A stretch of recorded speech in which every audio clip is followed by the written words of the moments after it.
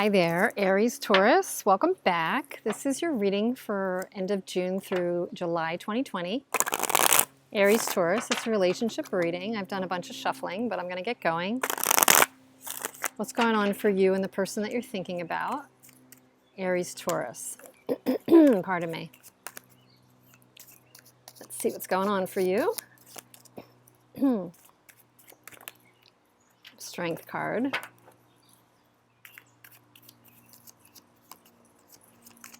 I'm going to do one big shuffle.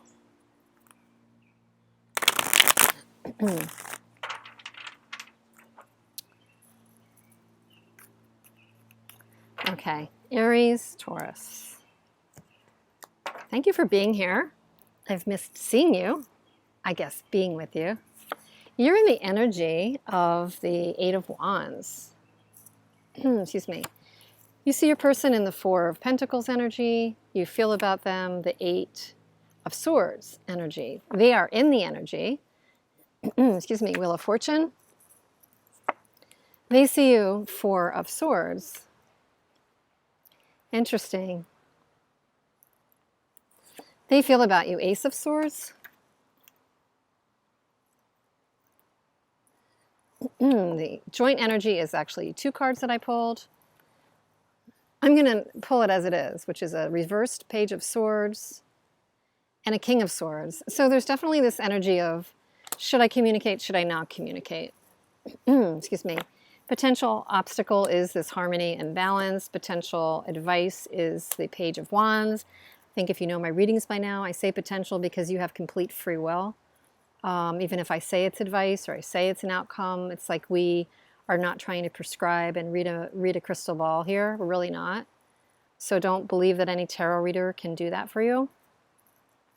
Potential energy outcome, the Hermit.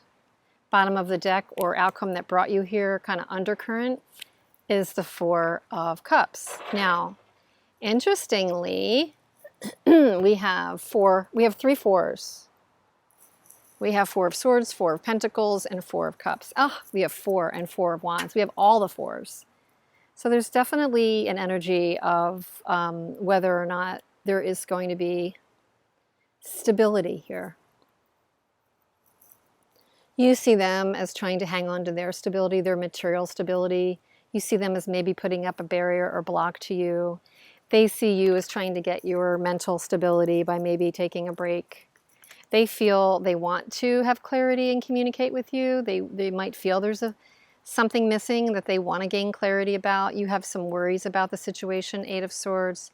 But at the heart of the matter, you actually would like to move forward and get out of the gridlock with this person. You might have in the past extended an offer to this person and they didn't see it for what it was. They didn't see the value in it. But, you know, I don't know if you've been texting or reaching out to this person recently, but they might be trying to close out a chapter and move out of hurt or somehow not responding.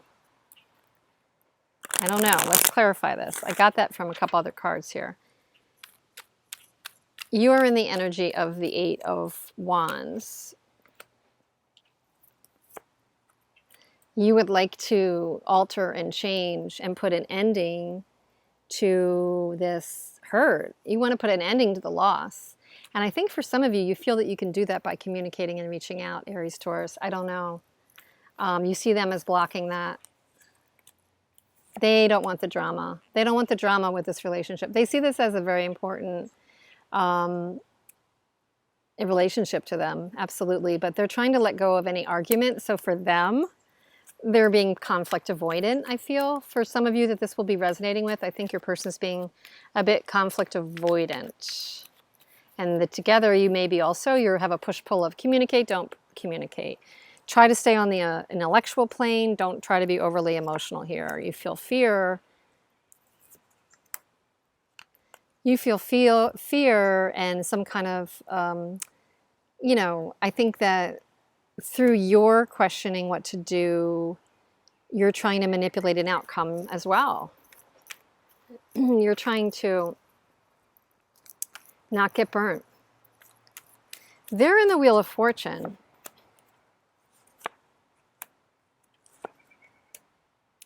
And they want to spin the wheel in their favor. So they may not be doing anything because they're thinking, they kind of are taking an attitude like, if it's meant to be, it'll be.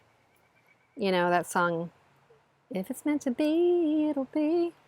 So they are kind of taking their hands off the wheel and letting it go. They're feeling sensitive maybe, so they're not showing that. But they're taking their hands off of it. They're not trying to make a big impact here. And they're not coming forward to reunite. They're trying to avoid drama. They're trying to avoid conflict. I think I've said that already, and this is confirming it. They see you as trying to take a break from the conflict yourself over this upended Two of Cups. I mean, they see you as maybe having a hand in this not going well. I think they're putting some blame on you, Aries, Taurus, for maybe not being, altogether honest or withholding from them. And part of them wants to make that better, have victory, maybe get a piece of the puzzle they don't feel they have. But I don't know if they're coming forward about it. They feel they want clarity. Dropping the Devil. Wheel of Fortune, Wheel of Fortune. So they want to release from any dysfunction and let this kind of be. That's their way. That's their path to victory. It's a mental one. It's not an emotional one. They would like to unleash from the emotional side. But gaining harmony and stability is a challenge for you both. The energy between the two of you, something came out that really hurt somebody. There was upset and some reveal of at least a piece of something that really hurt somebody. So it forced you both into your heads and into your mental, not emotional, stance on this. And when you're coming from the head space or a separate space, you can't obviously reconnect. You just don't have the emotional connection, the emotional intelligence, the empathy that you need to come together. Maybe it's been a while. The obstacle is this Four of Wands, because somebody's in indecision. Somebody is definitely, one or both of you is in indecision. You couldn't get two more indecisive cards. You have in this case, the Two of Pentacles I'm reading as weighing up things and just not knowing what to do. And then the Seven of Cups is definitely confusion. So the confusion and the indecision is creating a disharmony between the two of you.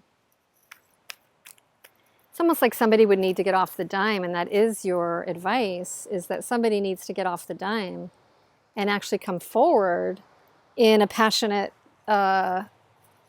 step. But do you really need to be that person? I don't know. It was not fair.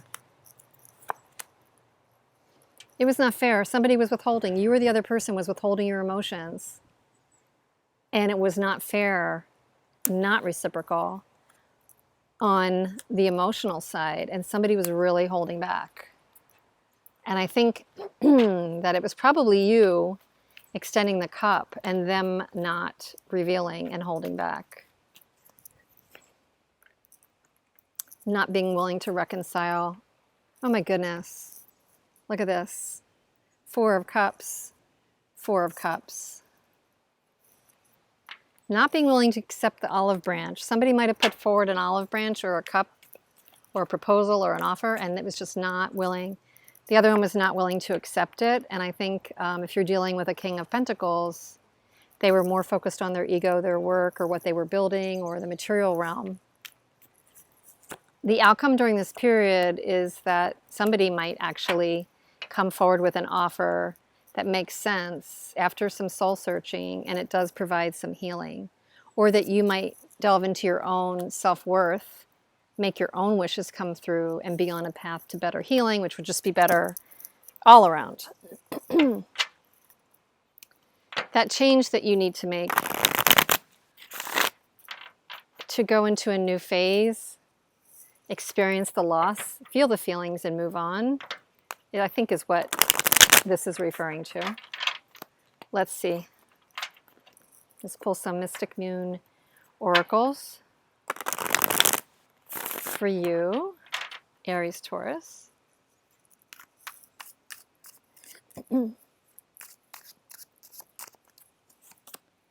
Third party, there was a 3. Grief, yeah, we got that with the 3 of Swords. And metamorphosis, which is again the death card, needing to transmute this, death and loss and grief. So you need to transmute and change and grow from this grief. And given the fact that there's a Ten of Swords here, there might have been betrayal, there might have been a third party for some of you, not all of you, but some sort of entity. Could even be a relative that was interfering. Could it be a relative on your side, a relative on their side? What was this third party about? Well, you're both having this mirroring insecurity, I guess, is what I'm feeling. But you definitely have a change that needs to occur for you to move through to the other side. Nostalgia. Material world. What did I just say? They may be very focused on their material world. They do feel nostalgia. But they're looking for a new beginning too with that spring card.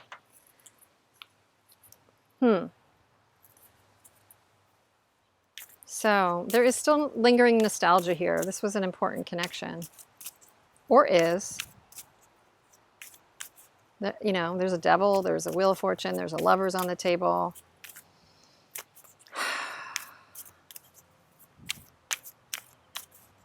Hermit. You might be dealing with an air sign. You might be dealing with an earth sign.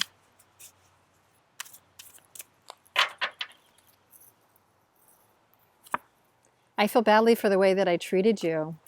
You didn't deserve that. They might have betrayed you or treated you poorly.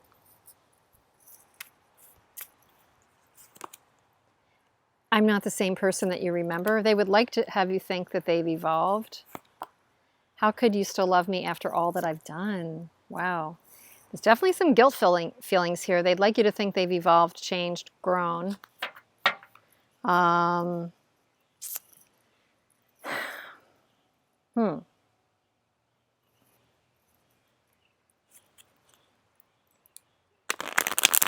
Does Aries-Taurus need to grow within themselves, realize their own wishes and heal, or is that something that they need to do with the other person?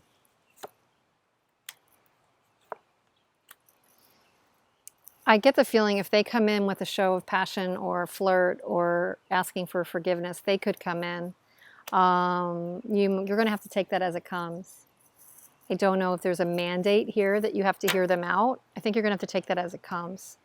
But I do think the benefit will be in you changing through your grief, transforming through your grief. So if you're blocking and not fully feeling it, this is a lesson to fully feel your emotions.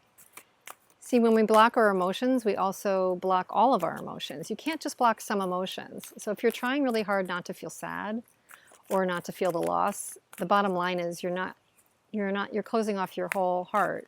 So you're really not accessing all the other emotions yet either.